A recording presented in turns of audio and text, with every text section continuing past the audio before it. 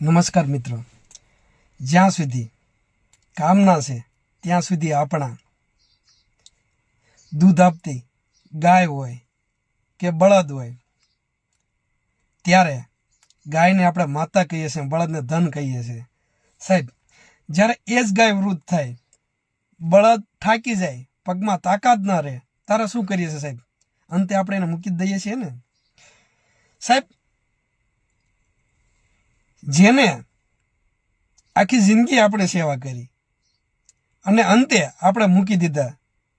સાહેબ, પશુ જે રહ્યું ને એ સાધન નથી,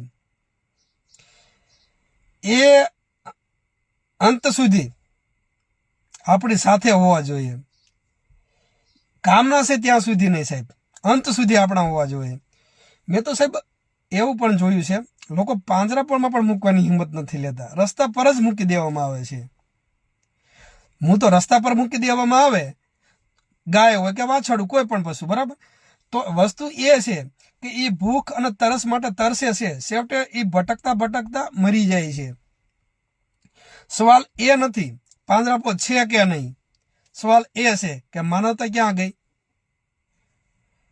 જો સાહેબ પશુ રાખી જ ના શકો ને, તો કમસે કમ એને સુરક્ષિત જગ્યાએ તો મૂકો. સાહેબ, મેં મારી નજરે સામે ઘણા એવા દ્રશ્ય જોયા છે, ગાય હોય કે વાછરડું, જે કૂતરા એને ફાડી ખાઈ રહ્યા હોય. સાહેબ, તમે કલ્પના કરો કે જેનો અંતિમ શ્વાસ એ પીડા સાથે જીવ એનો કેવી રીતે જતો હોય છે.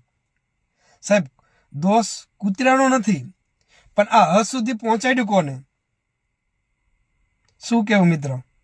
કોમેન્ટમાં જણાવો તમે.